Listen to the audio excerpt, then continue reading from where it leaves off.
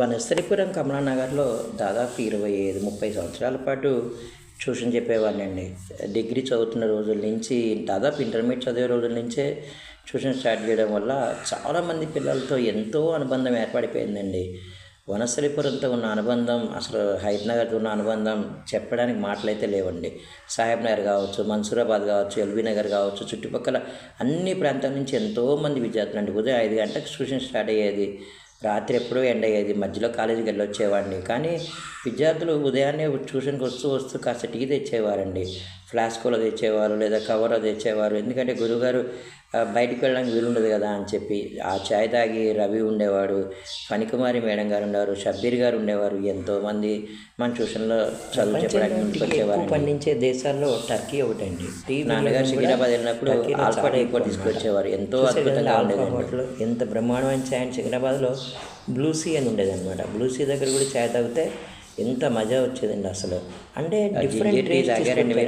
Original tea taste ఏదైతే ఉందో దాన్ని అల్లం యాడ్ చేయడం, పుదీనా యాడ్ చేయడం, నిమ్మకాయ యాడ్ చేయడం, దీనివల్ల ఒరిజినల్ టీ టేస్ట్ కోల్పోతున్నాం. కాకపోతే ఏంటంటే ఆరోగ్యానికి పనికొచ్చేటటువంటి ఇంగ్రీడియంట్స్ మనం అయితే యాడ్ చేస్తున్నాం అన్నమాట.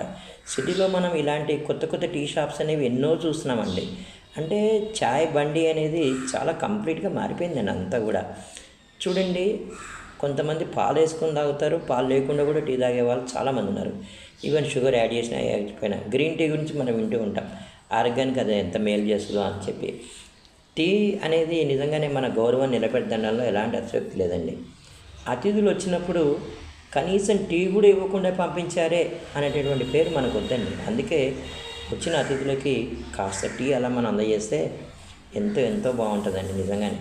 రకరకాల టీ పౌడర్లు అండి. కొన్నేమో డస్ట్ టీ ఉంటాయి, కొన్నేమో ఆకులు ఉంటాయి. చూడండి, ఇలా ఏదైనా సరే ఆ టీ రసం దిగుతుంటే ఆ మజా వేరే ఉంటుందండి. అది అంటే బ్యాడ్ హ్యాబిట్ అని మనం ఎంతసేపు అనుకోవడానికి ఆస్కారం అయితే లేదండి. టీ వల్లే ఆరోగ్యం పాడైపోయిందని చెప్పేవాళ్ళు చాలా తక్కువ. టీ వల్ల ఎంతో హ్యాపీగా ఉన్న చాలా అలవాటు అనమాట. భయ్యా ఎల్లమ్మ చాయ్కి నేనైతే రెడీ, మీరు రెడీయా? మరి టీ పౌడర్ టైం ఏముందండి, 8 o'clock చాయ్ తాగొచ్చు, 9 o'clock తాగొచ్చు, 10 o'clock తాగొచ్చు కదా. టిఫిన్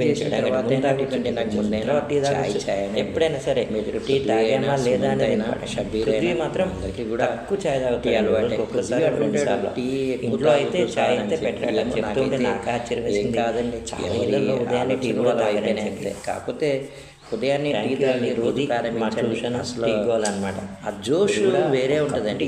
ట్రై చేయండి.